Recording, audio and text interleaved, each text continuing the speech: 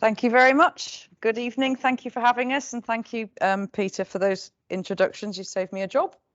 So I'm going to give you a quick introduction to Cranfield Aerospace and what we are doing to help decarbonise aviation. And then I'll hand over to Rob, who's going to take you through a bit of a technical overview. And I'll finish then with a few thoughts on infrastructure and the ecosystem around the technology. So for those of you who aren't familiar with Cranfield Aerospace Solutions, we are an SME, so a small, medium-sized company. We have about 120 employees now, based, funnily enough, in Cranfield, just down the road. And for the past 30 years, we have been designing and certifying complex modifications to aircraft, as well as a whole manner of really exciting engineering projects for most of the world's largest aerospace OEMs. And we've been doing this on the basis of our two core capabilities, one of which is our regulatory approvals, so now with the CAA, but it was with EASA, in design, maintenance and production, and also our ability to design and manufacture whole aircraft concepts. But about 4 years ago, we decided to use our capabilities for our own dreams and to help change the world. We aim to deliver the world's first zero emissions, regulatory certified commercial passenger aircraft. And we intend to do that, or we are doing that, by converting an existing 9-seat aircraft, the Britten Norman Islander, that some of you may be familiar with, and is the last civil aircraft to be manufactured in the UK. And we're converting it from conventional piston engine to hydrogen, gaseous hydrogen fuel cell propulsion. But why are we doing this?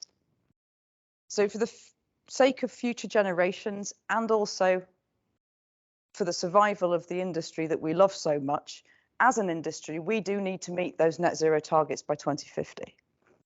That is going to mean a revolution in technology, not the evolution in technology that we have become accustomed to over the years, although that will also play its part. But that revolution is going to take time to take full effect. And the work to enable it and to get it going has to start, can start, and is starting now.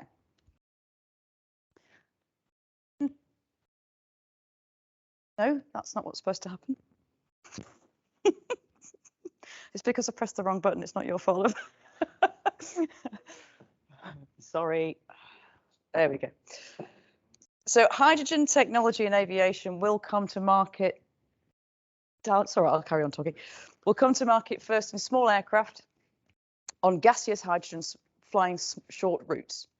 Now, these little aircraft are not going to solve aviation's decarbonisation challenge, but what they will facilitate will change the world of aviation.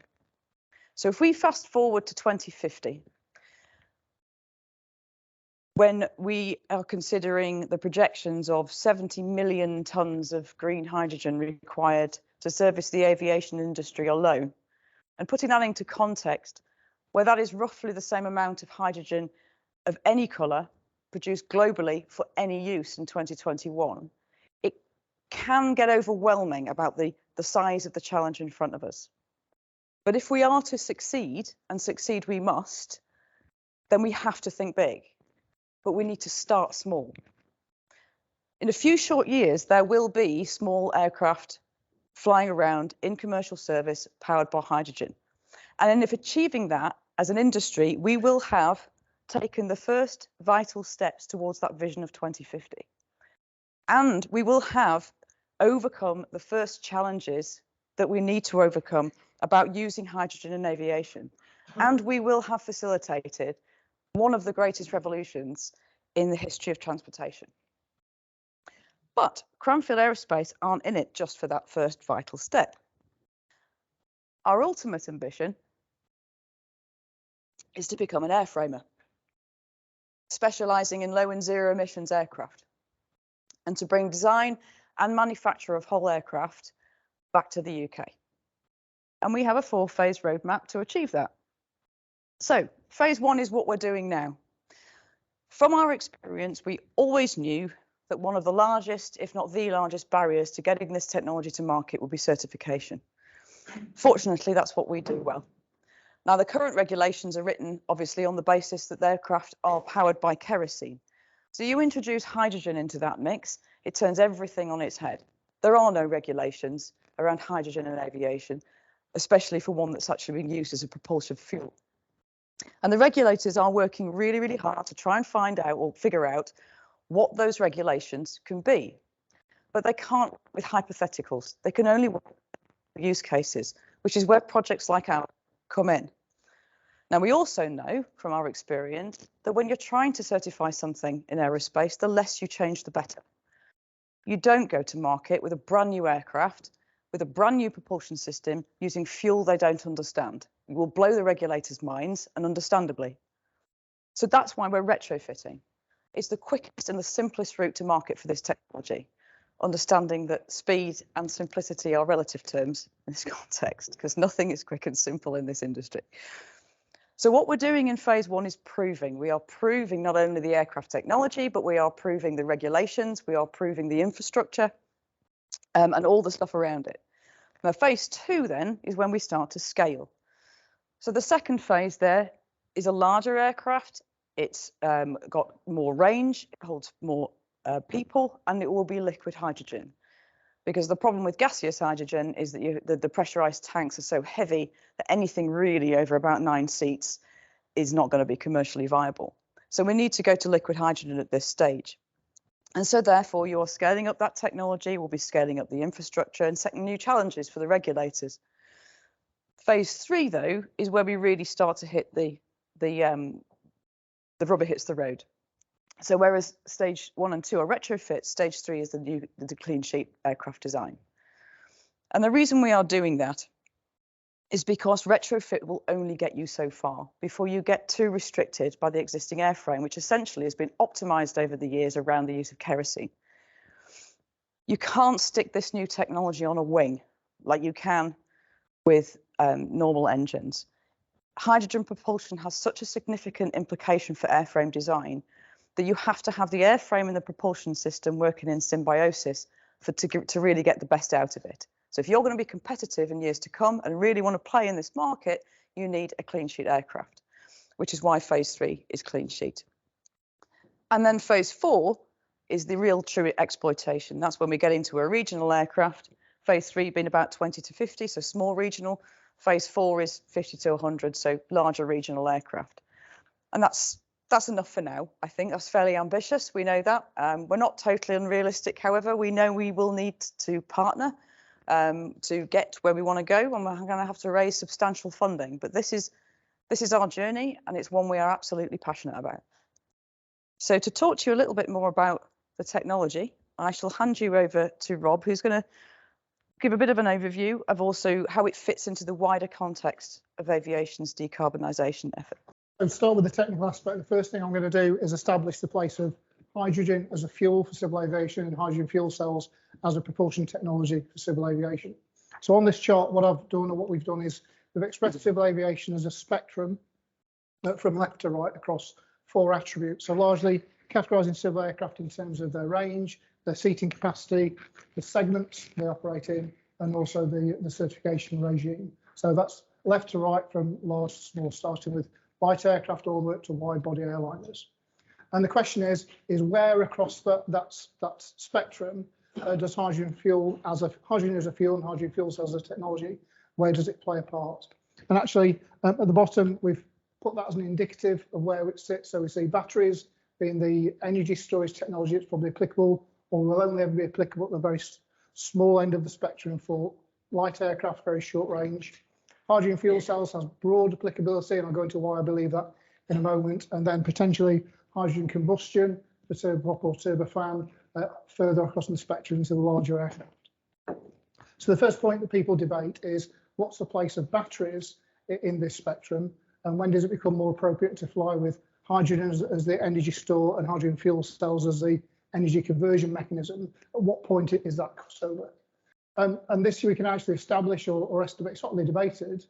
We can estimate it basically on a couple of very, very basic parametric analysis.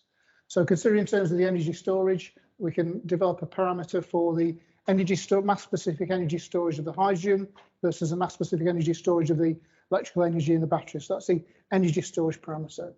Then there's an energy conversion parameter in terms of either it's, sorry, on top of that storage parameter, there's also the structure in which that energy is held. So it's included in the mass specific energy for the battery, but for hydrogen, we have to add the mass of tanks on top of that, which is significant. So that's the parameter for energy storage. On top of that, we need to add a parameter for energy conversion. So for example, in the battery system, there's no significant technology other than the battery supplies the electrical energy to the motor and the motor turns the propeller. That's the energy conversion aspect of that. But actually comparing the battery propulsion with hydrogen fuel cell propulsion, the motor is common. So actually we're comparing that with the mass specific power of the hydrogen fuel cell system as a conversion mechanism. And by applying all those parameters and then normalizing by the shaft power of the motor, we come up with a parameter in terms of what's the optimum form of energy storage and energy conversion for a given endurance, therefore range of an aeroplane, all normalized in size. And actually what that shows is even if you take the most advantageous possible assumptions for battery technology, we'll struggle to make batteries viable, battery electric aeroplanes viable for endurance of anything more than 20 minutes and possibly substantially shorter. And the reasons that drive that, it's all about battery energy and power density. And people often bandy around quite ambitious numbers for those battery energy and power density. So energy density in terms of watt hours per kilogram, and 200 watt hours per kilogram is often mentioned. But actually those headline figures have to be taken with a level of interpretation. Those headline figures, first of all, are often quoted as start of life figures. And for an aerospace propulsion system, we need to talk in terms of rated energy and power, which is end of life or end of overall life. So that straight away, there's a knockdown factor to be applied to the headline figures you might see for the energy and power density for a battery. The second thing is the way that battery systems aggregate up. So a lot of those energy and power densities are quoted for individual cells. So an individual cylindrical cell or a pouch cell or a prismatic cell, the very building block of a battery. But that a single battery cell aggregates up to a battery module conventionally, which brings with its own parasitic mass for its structure and its assembly. And those individual modules make up a whole battery pack. So by the time you've added that parasitic mass of the assembly and its cooling systems, the overall energy and power density for a battery pack starts to drop markedly. The other factor that limits the applicability of batteries in aviation is if these are only applicable to aircraft of very short range, short duration, that implies very frequent battery charging, very rapid battery charging. And in a use case like the Islander, which we'll come on to in a moment, in that kind of use case, that kind of very rapid and very frequent rapid charging has a huge effect on the useful life of the battery. So commercially, in commercial service, even for short legs, battery electric aircraft are potentially commercially unviable because of the very limited calendar life of the battery when it's been recharged rapidly so frequently. So you could be looking at replacing a multi-thousand-pound in terms of cost battery pack once every couple of years on a small aircraft, which isn't viable. So that place, if you like, the bottom end, batteries will struggle to be applicable in aviation at anything but the shortest ranges, unless and until there's a substantial improvement in battery technology, which might come, but it isn't there at the moment. Applicability of hydrogen fuel cells in terms of the top end, that again is a hotly contested area, hotly debated area, and that's based on a number of factors. So for example, it's things like the efficiency or the applicability of propellers as a propulsion mechanism, because we use hydrogen fuel cell to power electric motors to drive a propeller conventionally. So it's all about propeller, the applicability of propellers as a propulsion mechanism, means of generating thrust. And it's also about the way that you use the aircraft and the different efficiency profiles of hydrogen fuel cell electric propulsion versus gas turbines. So hydrogen fuel cell electric powertrain will tend to operate most efficiently in the middle of its power range. So hydrogen fuel cell propelled aircraft is better at the low end, flying lower and slower, low in its duty cycle. Whereas a gas turbine at the core of a turboprop or a turbofan is probably most efficient when flown hard, faster, higher at the top end of its range of power. So that's where this area, this cutover from hydrogen fuel cells to gas to hydrogen burning to turbofans or turboprops, that's why that is still a grey area. But we'll see that for the kind of aircraft that Cranfield Aerospace Solutions is working on for some phases 1, 2, 3 and beyond. Project FRESSON is firmly where we need to be, is the optimum energy conversion and energy storage and energy conversion mechanism for this class of aircraft. But it is also inherently zero emissions in terms of tailpipe emissions. So that, if you like, is the general applicability of hydrogen to aviation. The next question was, well, so why the Islander? Why is hydrogen the right form of energy, and hydrogen fuel cell electric propulsion the right form of propulsion for the Islander? Well, we actually did some very specific work for the Islander to get to this conclusion. So we did some detailed mission analysis of operating use cases. So having spoken to a number of operators in terms of their normal routes, their route durations, their frequency of operations, whether these are single or multiple leg flights, we analysed their use cases and we developed a number of candidate propulsion architectures in terms of, we ruled out pure battery electric for the reasons I've covered earlier, but we looked at turbo generator hybrid electric and piston generator hybrid electric. So a fossil fuel burning engine as a supplement or in parallel or series with a battery, and hydrogen fuel cells providing the electrical energy directly to the electric motor. So we looked at these, a number of architectures around those 3 different forms. And we asked ourselves 3 key questions. Is looking at applying those technologies to the operator use cases, which of those would be better than the baseline Islander, the baseline piston engine avgas fuel Islander in terms of cost per passenger mile and CO2 emissions per passenger mile? So can we be better than what the operators currently have for the Islander? We then asked ourselves, can we be better? Can any of those technologies be better than the best alternative?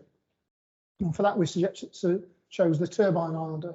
So that's an Islander with a turboprop engine, which is fueled with AVTER, with kerosene, rather than avgas petroleum. So it's inherently a cheaper fuel for a start. So we compared it with that. And then we asked ourselves, what is the optimum for our current and potential users of the Islander? And actually, we came out with some important considerations to take into account. So I've mentioned we looked at different operators' missions. One of those missions was a multi-leg mission with recharging or refueling between those short legs. And that's what highlighted the limitation on use of batteries, that rapid and frequent recharging.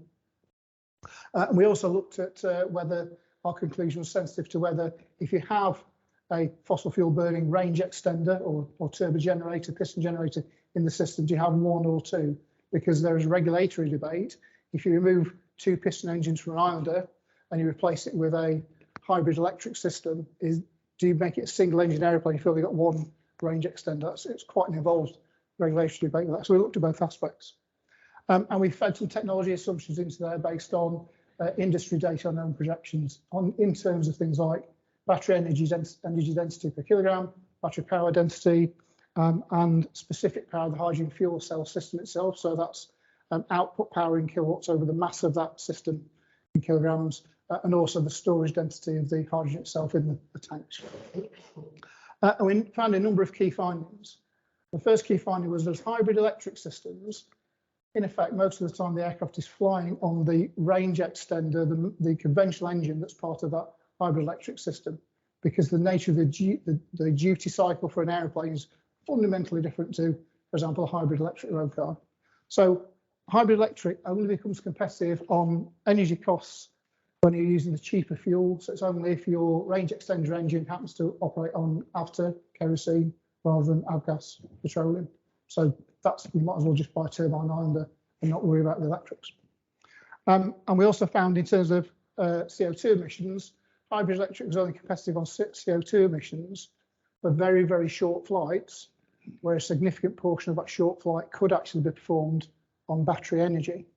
So that then means you only get the CO2 benefit on short flights, but on short flights you refuel frequently and recharge frequently and rapidly, and that means a battery pack costing tens of thousands of pounds only lasts a few months, which is not viable for the aircraft.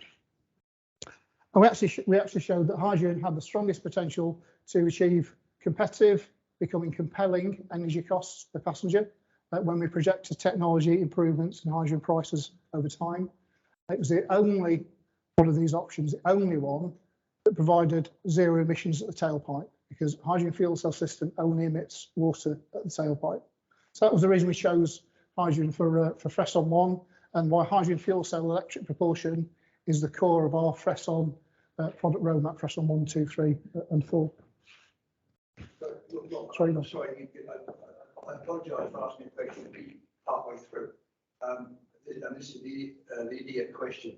How does a hydrogen fuel cell actually turn the propeller? Next slide. Perfect time question. So this is a block diagram of how the hydrogen turns the propeller. So we start from left and run to the right. So we start with the energy storage, which in our FRESSON aircraft at FRESSON phase 1 is gaseous hydrogen. We'll be storing that hydrogen at a target is 700 bar, which is super high pressure, or 350 bar. 700 bar is more compact. That sounds like a super high pressure, and it is. It's worryingly high, but it's a standard automotive type pressure that cars using fuel cell technology will store at. So we store our energy as hydrogen in gaseous form. That hydrogen, through a hydrogen fuel system, is fed into the hydrogen fuel cell system itself. And by the hydrogen fuel cell system, that's a combination of the hydrogen fuel cell stacks that perform the electrochemical process to take the hydrogen in, the oxygen in air, they do the electrochemical process and generate the electrical energy output, and then waste heat and water vapor. So that's the core of the hydrogen fuel cell system, is the stacks. It's electrochemical, basically. Electrochemical, yeah. It's very like a battery. So that's the core of the hydrogen fuel cell system, but also to make it a broader system, the HFCS, we also have different elements that we call the balance of plant. So the balance of plant are the ancillary components that you need to manage that flow of reagents into the stack. So to manage the hydrogen flow, manage the airflow, deal with the water vapor as an exhaust product, heat it, cool it, and things like that. That's an HFCS. So the HFCS is the core, that's the power station. And I say that generates the output electrical power, which we then use to drive the aircraft or propel the aircraft. It also generates waste heat and exhaust air and water vapor. So I'll come back to the waste heat in a second. We'll finish the story to the propeller. So hydrogen fuel cells system generates high power output, which is effectively the voltage is set by the number of cells, number of stacks in the system. So we can operate at quite high voltages. We can choose how we connect it to choose what voltage we want and high power. So that drives an electric propulsion unit. In our system, the hydrogen fuel cell system at peak in a cell each side of the airplane is producing 240 kilowatts net output power. So in a whole aircraft, we've got best part of half a megawatt of net output power. So there's a hydrogen fuel cell system each side. The hydrogen fuel cell system provides the 240 kilowatts of electrical power through our high voltage, high power distribution system, and that drives the electric propulsion unit. And the electric propulsion unit is the combination of motor inverter controllers and electric motor itself. So we are DC electric from the HFCS to the electric propulsion unit. It's then transformed to AC to drive a multi-winding motor. That's the electric propulsion unit. That's roughly 90% efficient. So we put 240 kilowatts in at peak when we're at maximum power, and produce 220 kilowatts of shaft power out. And that drives a conventional variable pitch propeller of the same type as fitted to the current aeroplane to provide thrust.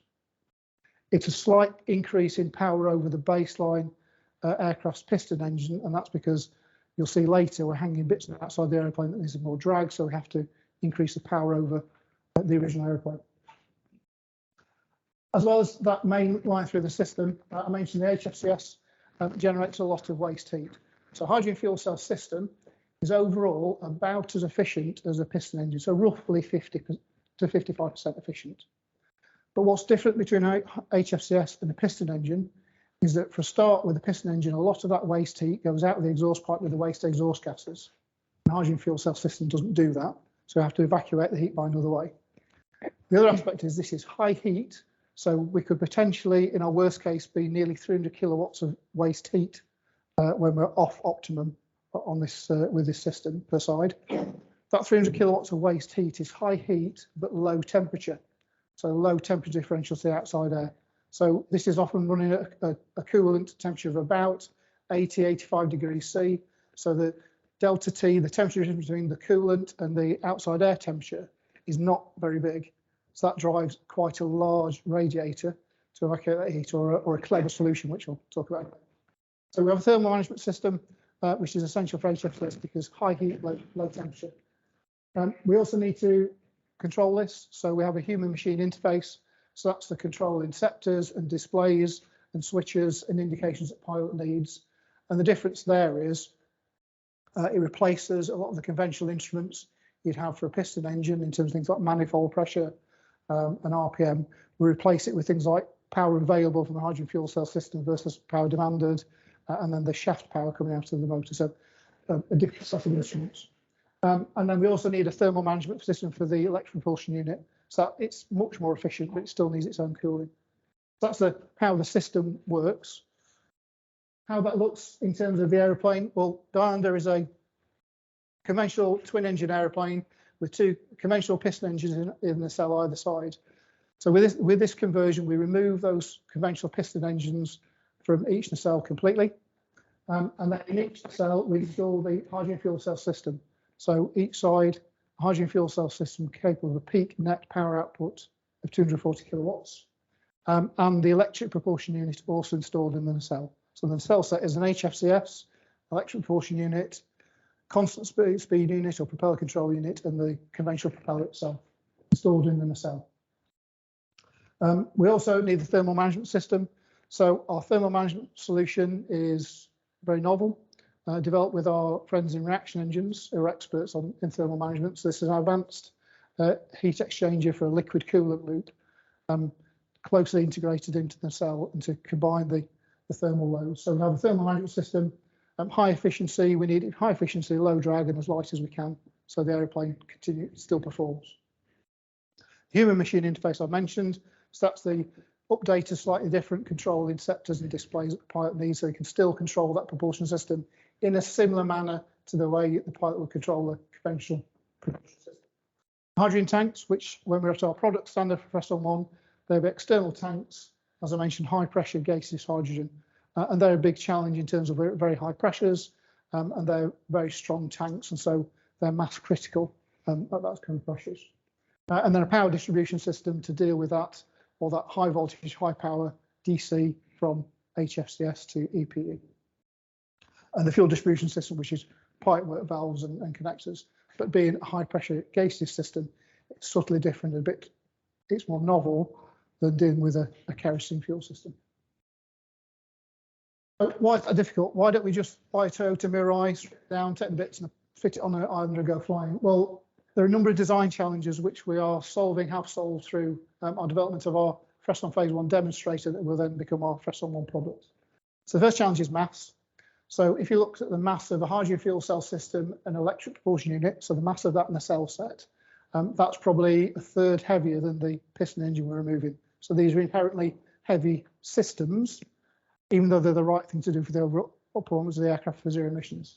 So mass is a challenge for us to keep the mass down of the systems we're adding to the airplane.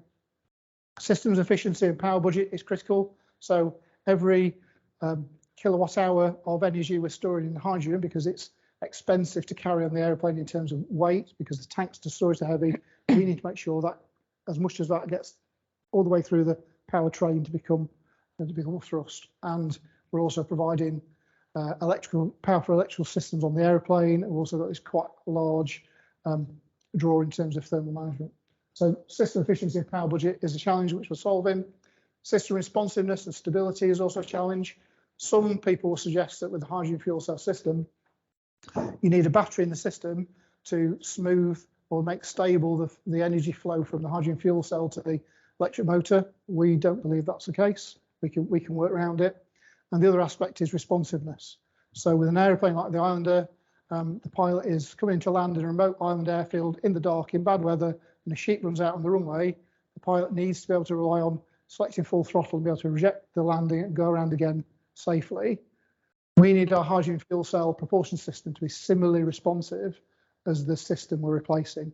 And that's a bit of a challenge because there's some complex control dynamics in terms of when you demand a rapid increase in power output from a hydrogen fuel cell system, the way the voltage current respond to that, which we deal with in our system.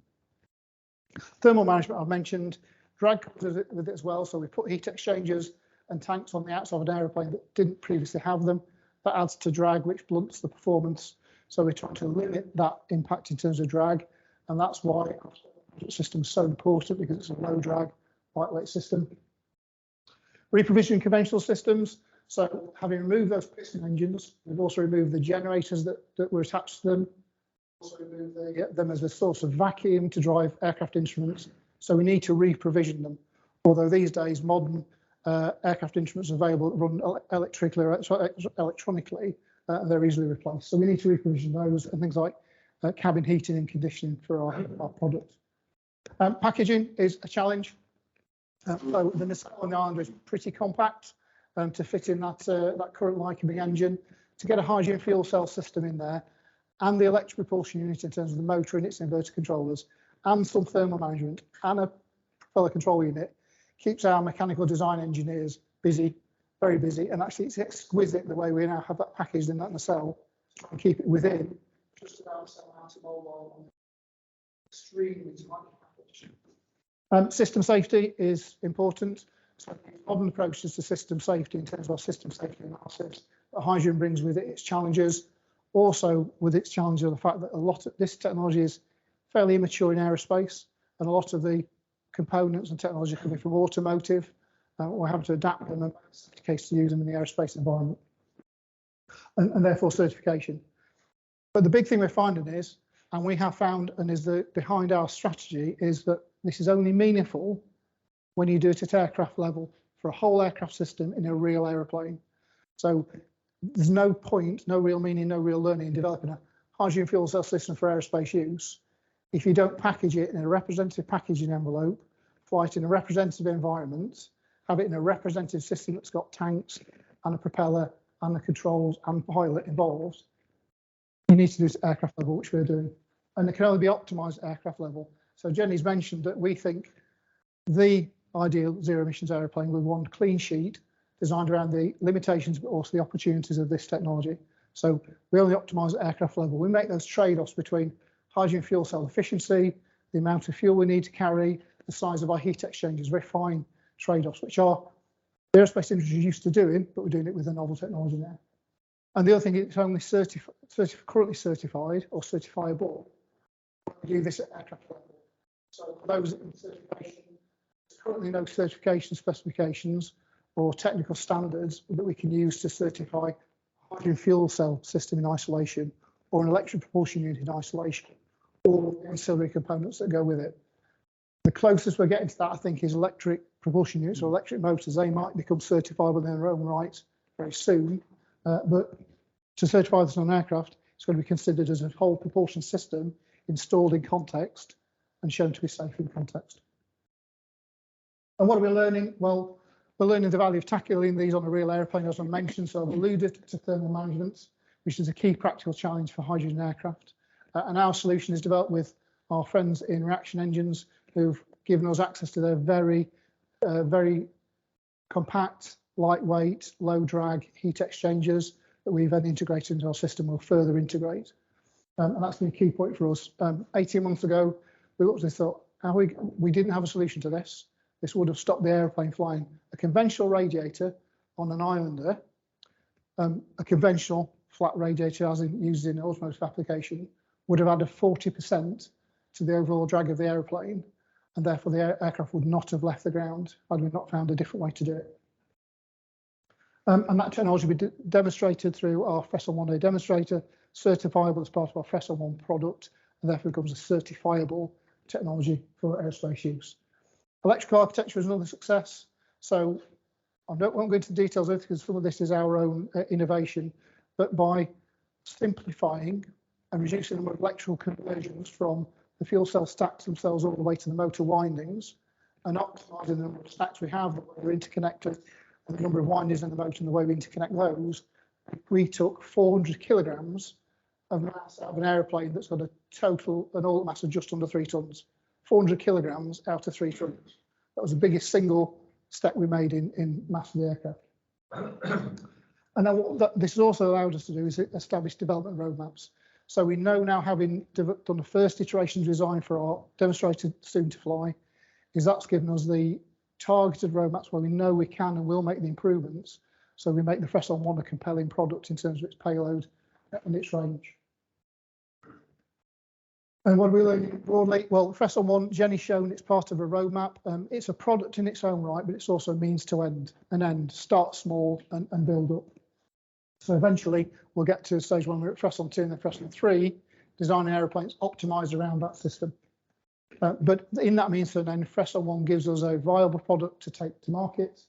It proves the propulsion system on an airframe that suits it, and the airframe suits the system, and vice versa. And by starting now, we've proved most of it. We know that liquid hydrogen is not available as a fuel now. It's where we would need to go because it's more energy dense and lighter to store for later phase of FRESSON. But if we wait, we'll be waiting a lot longer. So let's get going now, do everything that we can with gaseous in an application that suits it, and then we'll move to liquid hydrogen later. And it builds on our foundation with our background in whole aircraft design complex mods, because I've got a team who are pretty much expert in zero emissions propulsion systems and its practical applications, and are building that design knowledge, design guidelines for how it should be done for a zero emissions aircraft, which is quite unusual worldwide. And we've got that intellectual property in our novel electrical architecture, in our propulsion installation, in a modular and scalable system that can apply to the larger aircraft that Jenny's outlined, and then we can exploit further as technology develops. So I'll now hand back to Jenny to explain how that fits in with the overall infrastructure and ecosystem of hydrogen. Okay, so obviously we are extremely excited about our development. We're laser focused on the technology, and that's obviously, you know, the main core of what we're doing. But let's be clear, we cannot do this alone. Our development is part of a larger ecosystem, every single little bit of which has its own challenges and its own opportunities. And indeed, we get asked, what about the infrastructure? Quite a lot. So we decided to talk about that a little bit today. So by infrastructure, we're talking, how will the hydrogen be produced? How do you get it to the airport? How do you get it to the aircraft? How do you compress it? How do you distribute it? But not only this, it's also, what are the standards and the regulations needed to be created to allow airports and airlines to align their procedures and processes to handle hydrogen in aviation? And it all seems quite a large task to bring all of that together into a system that is operationally viable. But one thing on our side is that hydrogen isn't new. It's used in industry and has been for decades. So a lot of the technology and the processes required to make this happen already exist in some form. Not all of it, but a lot of it. It needs to be developed for aerospace, and we need to understand what we need to do differently or to adapt, but we're not starting from scratch. The challenge really lies in bringing hydrogen from inside industry into the wider environment, closer to the public, because at the moment, the public just doesn't get anywhere near hydrogen, and as a more integrated and scaled up part of the wider and future economy. So how do we enable the delivery of clean hydrogen to an airport? So the title of this presentation is Where Do We Start? So let's focus on that for the purposes of this conversation. To use an historical example, the Model T car was born in 1908. Is that right? I haven't got that wrong. That's right. OK, good. So, but the first drive-in refueling station, as we know them today, didn't appear until 5 years later in 1913. So up to that point, motorists were going to blacksmiths and pharmacies, believe it or not, to buy their fuel to fuel their cars. Now, obviously, you know, that was enough at that time for that low level of demand. There's enough infrastructure in place and fuel availability to make sure that the demand that was there had what it needed. Now, obviously, that wasn't going to work when demand started to significantly increase. And I am not suggesting that airports need to go to Boots or Superdrug to go get their hydrogen. But it wouldn't be long after that until a more prevalent and convenient answer to the fueling infrastructure was needed. And it wouldn't be long until you saw entrepreneurs and established companies seeing an opportunity to make money on the back of that increased demand, which in turn increased demand further as the infrastructure scaled up and people started to get more confidence that they'll be able to find the fuel. The point is here that history shows that you don't need a fully worked out infrastructure geared up for future use from day one. And I think people inherently understand that. It's about breaking the big problem down into manageable steps. Because also as the technology develops, you then start to understand exactly what it is you need to do and what's the best way of doing it. The key thing is to start. You have to get things moving, because when you do that, you start to prove those technologies, like I said in my earlier slide, and you start to demonstrate the potential demand, the fact that this is real, that this can actually happen to the people who will be paying for that infrastructure, investors, private industry. And the reason they'll do that is because this transition to this technology is not just inevitable, there's money to be made. Just as before is exactly what it will be now. Chicken and egg quandary is often cited, just in case you're wondering why that picture. And when we're talking about large volumes of liquid hydrogen, the financial risk underlying that concern is substantial. At the moment, at least today, because the aircraft technology to use large amounts of liquid hydrogen and the demand for it is still in its infancy. However, when you focus on the small scale, the financial risk obviously is still there, but it is significantly diminished and it's almost manageable. So what I'm talking about here is basically coordinating the demand and the supply equations, cross-industry collaboration, airports with aircraft companies, energy companies, bringing that infrastructure to market in a way that is supportable and that meets everyone's needs. So what does that look like? So the simplest solution looks something like this. So clean hydrogen gets shipped on a truck, having been manufactured elsewhere, to the airport, delivered airside into hydrogen storage containers in a fuel farm where it's handled and maintained and monitored and whatever. When it's required, mobile refueler, which is little blue thing here, comes along, picks up the hydrogen, compresses it, takes it to the aircraft, dispenses it, off it goes. That easy, right? So this is a really simple model. And in fact, pretty much all of the technology that I've just described already exists today. Not in an airport, but it exists. The least mature is probably the mobile refueler, but there are actually several of those already in the latter stages of development in the UK, actually, and there'll be one being commissioned for use at Cranfield University and on the airport this year. So for airport operations dealing with a handful of small aircraft, this is a perfectly acceptable model. Now, provided there is a reliable source of clean hydrogen, I'll get to that one in a minute, there's not a real reason to change from this until demand significantly increases. And in fact, actually, that's how a lot of small airports deal with kerosene today. So this isn't a new idea. It's using what we already use and applying hydrogen to it. So the key here is a reliable source of clean hydrogen at a decent price, right? So if you're in an area where there are other demands for hydrogen, and that will become more and more the case as the years go by, for example, ground transportation, trucks, buses, local industry, you are as an airport one of several demanders of that hydrogen. So that increases your chance of being able to get hold of reliable source of clean hydrogen.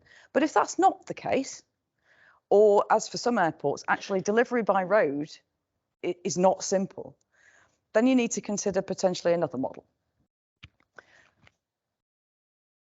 So to combat this supply problem, some airports are investigating bringing the hydrogen production on site for their own use, and perhaps even to earn revenue from it if there happens to be some ground transportation nearby. Now, this model particularly needs the airport to be connected to the grid, because that's where it's got its electricity from, preferably low carbon. And of course, it has to have water for the electrolyzers as well. And for this model to work, essentially, the numbers have to add up. There's an investment here. There's an upfront investment. Whether this works for an airport will depend on how much hydrogen they need, how much money they can save from using that hydrogen and rather than other forms of power.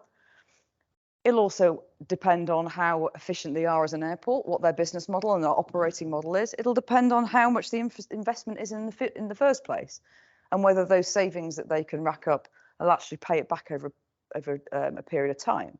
And that investment itself will depend on whether there are government grants available to reduce that risk, for example. And so for some, it'll work. For others, they're going to find it a bit more challenging. Some airports aren't actually on the grid, so that's a problem to start with. And some airports just don't have the appetite to do it. They don't want to put that investment in. They don't want to be fuel producers. They'd rather leave that to somebody else. So this as well doesn't work for everybody, but there's a lot of interest in this model at the moment. So the third model is basically an all-encompassing solution. So this is where you can bring a PV farm and install it on the airport or very close to the airport. Now, smaller airports, this works very well because they may not have a lot of money, but what they do tend to have quite a lot of is land. So there are quite a number of airports getting interested in this. Now, you can either do it themselves, so the airport invest in the PV farm and create that renewable electricity themselves, so they're not dependent on the grid. They can then use that electricity to power the electrolyser to create their own hydrogen. They electrify everything they can, and for things that they can't, like the aircraft, they produce the hydrogen to fuel it. Now, they can do this themselves, or like in the previous model, they can leave that to a third party. So an energy company comes in, they invest in the PV, in the electrolysers, they are the fuel provider, they sell back the electricity and the hydrogen to the airport and also to local uses as well outside the airport. But fundamentally, what this model gives is certainty. It gives price certainty and supply certainty. And that's how you break the chicken and egg. And to be clear, this is already happening. There is a lot of interest of people putting money into this in the UK, in Northern Europe particularly, but also in pockets all over the world. We think this is incredibly encouraging, and we are involved in a number of conversations along this line, as well as actually along the lines of models 1 and 2 as well. And as we progress, more models like this will appear, maybe variations on themes, different models may appear, but this is what we're seeing at the moment. And once you get a few of these in place, you start off with a few at first, probably quite isolated hubs, but you get enough of them and you start to see a system and a network emerging. That's how you build the momentum, and that's how you build that confidence that brings the money in and the investment, and that's when the ball starts rolling. That's how it scales. Finally, I just wanted to touch on the other side of the ecosystem that I mentioned before, which is the airport operations and the regulatory side of the infrastructure question. Because we mustn't forget that you can develop all the most wonderful aircraft technology in the world and the greatest PV farms and electrolysers. There will be a nice big shiny pile of great technology sitting outside the airport gates if you don't figure out how to actually deal with hydrogen in a certified aviation environment. The challenge for the certification and the regulation authorities such as the HSE, the CAA, EASA, BSI, and all their global equivalents is to establish those standards and those guidelines around the use of hydrogen in airport and airline operations. Just like they did for kerosene, it's exactly the same. Everything from fuel handling, storage of hydrogen, emergency procedures, fire and rescue, refueling, the list goes on. And it's only working with a real hydrogen aircraft, just like with the aircraft technologies themselves, that you can really understand what's required and you can demonstrate and trial things out. And at the moment, and over the next 12 months or so, we'll be working collaboratively with the Department for Transport, their Zero Emissions Flight Infrastructure Programme, as well as with the CAA, with Cranfield Airport, obviously, and a number of other airports across the UK, Europe, and the rest of the world, to try and figure this out and crack this challenge. And we'll be working basically on what it means for airports to adopt hydrogen aircraft into their operations, to investigate the reality of how aircraft, airports and hydrogen supply and refueling infrastructure actually interacts in practice. And in doing this, our work together will have repercussions beyond our project, beyond our company, beyond those individual airports. And together we will start to truly change the face of aviation. Thank you. That's us. Thanks for listening.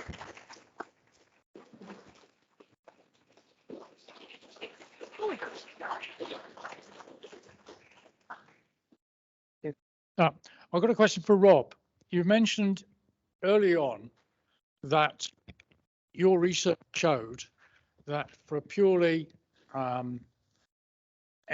battery-driven engine, that rapid charging would cause so much damage to the batteries itself that you might have to replace it every 2 years, and that effective basis that was thrown. Do you know if the government, our government, who is now fitting rapid chargers all over the country, and the electric vehicle manufacturers know this, and are they just pulling the wool over our eyes? Yeah, I think we should be careful in terms of drawing the parallels from our work to vehicles. It's still just a battery powered. Yeah, but we were looking at some really quite extreme cases in terms of how frequently to charge and how rapidly to charge. So we were talking about, for example, a 10-minute full charge in between a 20-minute flight with 3 legs to that flight. Oh. So it's an extreme case, that was. And then in terms of the deduction that we drew from that as to the life of the battery, it's no more than 2 years. In fact, in some cases, it's substantially less. But that wasn't our own deduction because we're not battery technology experts. We had a battery technologist on the team, a battery technology company on the team who gave us that advice in terms of the effect on battery life. Yeah, see, as I understand it, these rapid chargers, which they're now rolling out, I think correct me if I'm wrong, I think they charge at about 10 times the nominal rate. They charge at about 50 kilowatts as against a low-level charger, which might be 5 or 10. Yeah. So they're about 10 times as fast as a normal charger. Our case is more extreme. I'd also surmise, but I don't know, that the amount of battery degradation that a ground vehicle can accept and the battery can stay in service is much less severe than the limit on an aviation battery. Because I mentioned what drives the size of an aviation battery is its rated power at end of life, end of scrap or overhaul life. Right. So the amount of degradation we can accept in service in an aviation application is going to be a lot less, a lot more of a severe constraint than it will be for a ground vehicle. So I think by the time you've taken account we recharge faster, more often, and be able to accept less degradation, then you probably can't read across the same scale of problem to ground vehicles. Okay, thank you very much. Yes, we've got a couple of questions on the chat as well, so I'll run through those as well. So we've got a question from student A. Are you using composite cylinders for hydrogen storage, and are they for air use? Yeah, they are composite. So the composite overwrapped cylinder with a liner, so what's known as a Type 4 pressure vessel. In terms of their, did you say code for air use or certification for air use? Yeah, I think that's what. Yeah, there's no aerospace standard for composite overwrap pressure vessel for hydrogen and at the kind of pressures we're talking about. But there are ISO standards and a global automotive standard, so we're using those and reading across. And then using that as a basis for our safety argument with the CAA. Brilliant, thank you. Okay, the question in the audience. Sorry. Yeah, actually, I have energy generation in the airport itself. So if we want to generate the renewable energy like solar or from wind in the airport location, so there might be some chances to getting a wind turbulence for the wind turbines or reflectance for the and create some issue for the planes. So how you can like cope those challenges? I'm really sorry, I didn't get the question. Is it the challenges of wind turbines and airport environments? Actually, if you set up a wind turbine at near the tunnel. Yeah, this is why the vast majority of airports are looking at PV. Some turbulence, which can create some problem. Yeah, I mean, we're aware of both of those issues. And you know, I don't know what the answer is at the moment, but yeah, there's an awareness of those issues, and I don't know how you risk mitigate that, but that's one of the things that you need to understand as part of rolling this out. is, you know, how do you not create a dangerous situation, right? So yeah, I know there have been discussions about reflections from PV panels, and also the wind turbine things in close proximity to an airport. It may mean that you know, you can only put the PVs in a certain area depending on where the aircraft are coming out, for example. It may mean for certain airports that you can't actually put it on the airport. It would need to be close by. But this is why you need to look at it from a location by location perspective. No, there isn't a cookie cutter approach that will suit every airport. It is absolutely individual as to, you know, what they can and can't do. But it's a good question, because it's again, it's one of these scratchy head moments, isn't it? Yeah. Okay, so we're running down on time a little bit, so I'll grab another one from the audience. 1 second.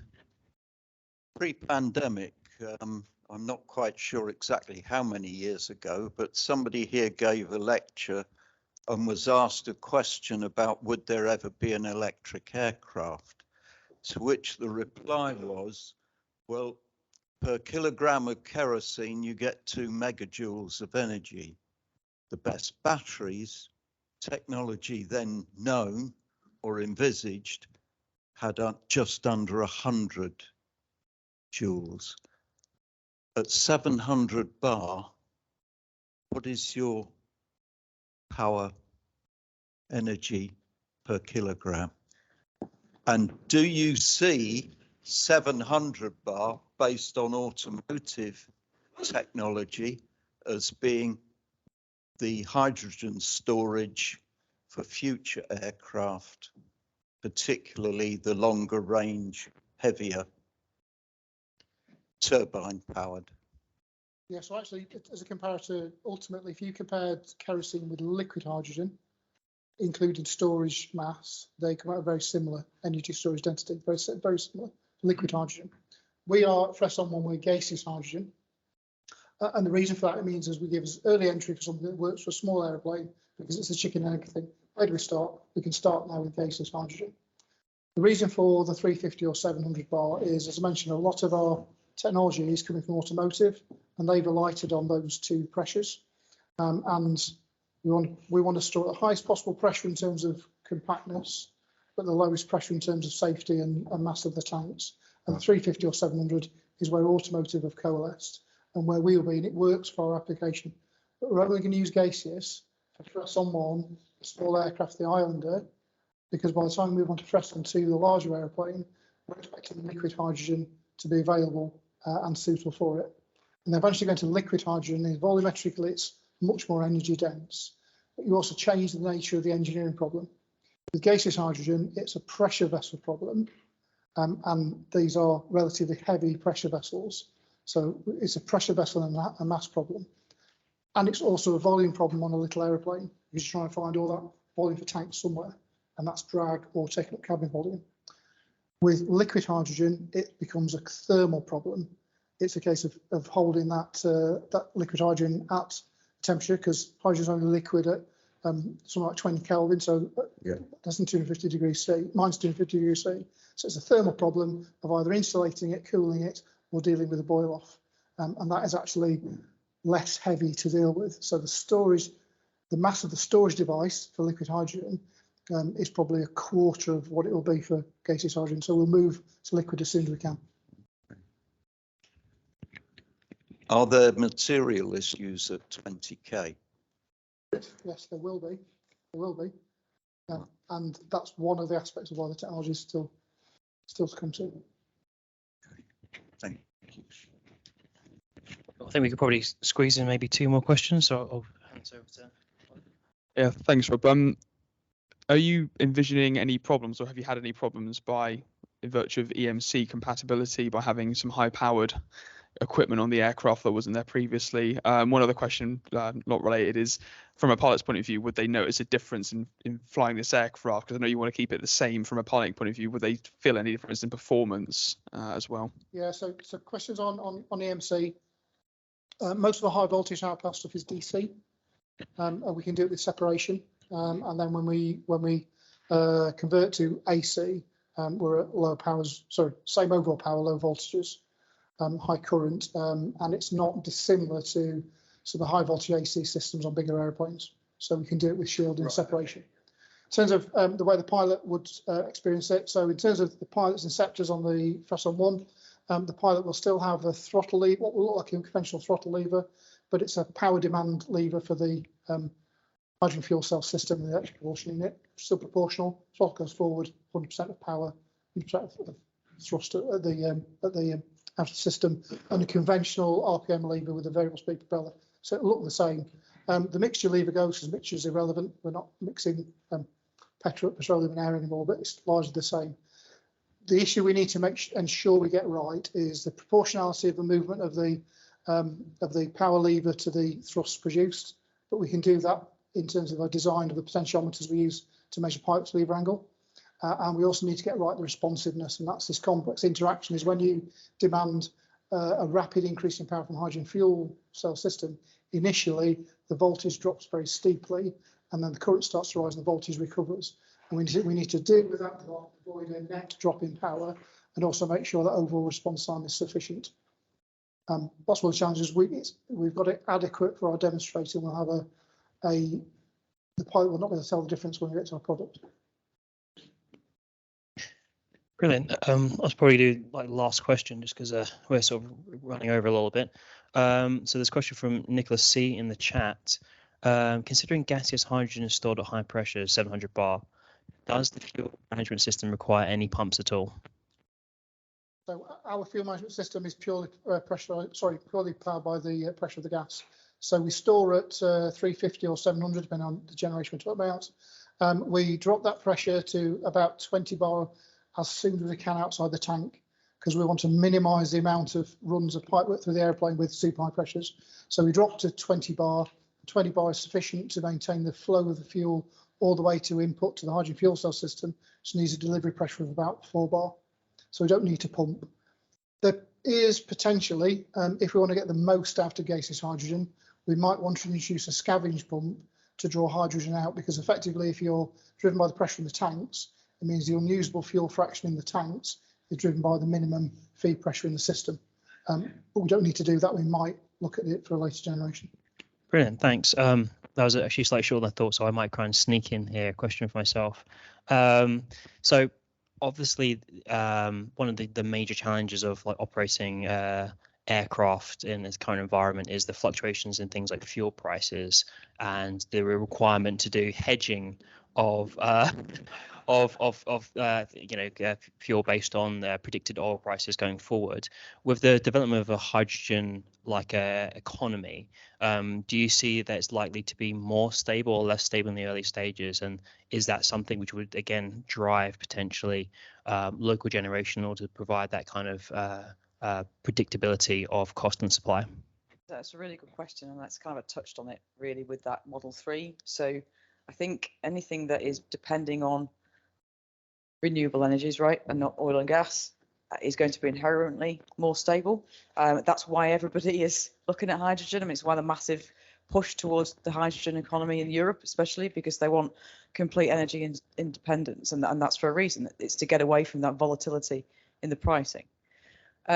Having said that, you can't just leave it purely to market conditions, because you need to break this chicken and egg, and it's the same with SAF. When people talk about offtake deals and things, when you're first starting the new fuel infrastructure, you need to create that stability in both the price but also in the supply. The producers need to know they've got somewhere to sell it, and the people who are buying it need to know it's not going to do this on every week, because people need to plan their business models and plan their profitability. So I think over time it will become inherently less volatile than what we're seeing today. But certain models, like there will have to be offtake agreements or energy purchase agreements put in place to help get things going, because and to some extent as well. I mean, things like in the US with their I can never remember what it's called. Every single time I forget what it's called. The Infrastructure Act, whatever it's called, where they've basically said, green hydrogen will be $1 a kilo, and so therefore you'll get subsidised for manufacturing it. That boosts the production, right? And you boost the production, the more you produce, you get eventually a economies of scale over time. They won't need to do that anymore. It's that sort of thing that may need to be introduced in economies around the world to get it all moving. But on a small scale, you can do it with, supply and demand contracts. Brilliant. Thank you very much. Okay, I think that's everything. Okay, thank you. I'd like to call on a representative from the Bed Civils to give the vote of thanks formally. Just before I hand over, at the end of proceedings, we'd be very grateful if you are able to, if you would help with clearing the chairs and stacking them in the area. Thank you very much for attending tonight. If you're not associated with Bed Civils, we'd be very grateful if you'd sign in on the Royal Aeronautical Society register, please. So thank you very much. Well, thank you, Jenny and Rob, for a fascinating talk and perhaps a glimpse of the future, I suppose we might say. There's all sorts of things which are coming down the track which may shock us. Some of us may not actually live long enough to see them, but never mind. I am a civil engineer, and I'm not. I know I'm being a bit pessimistic here. I am a civil engineer, and as you know, very few of our structures ever actually leave the ground, so we are in awe of anything that flies in the air. But it seems to me that some of the challenges that you're facing are very similar to what the early pioneers in aviation faced. They also were starting completely anew. You do have one advantage, I suppose, and that is that if you can get the weight down and the power up, you know the thing is going to fly. So that's an advantage you have. But a disadvantage is that I suspect they didn't have the regulation and all the safety provisions and so on and so forth. So that's a hard nut to crack. And it also seems to me that a lot of the work you're doing will have application in other areas eventually. I mean, all our gas boilers apparently are going to have dual fuel, if it's to be believed. I don't know. I'm hoping mine will last a lot longer than that. So I'd like everybody to put their hands together in the usual way and say thank you very much.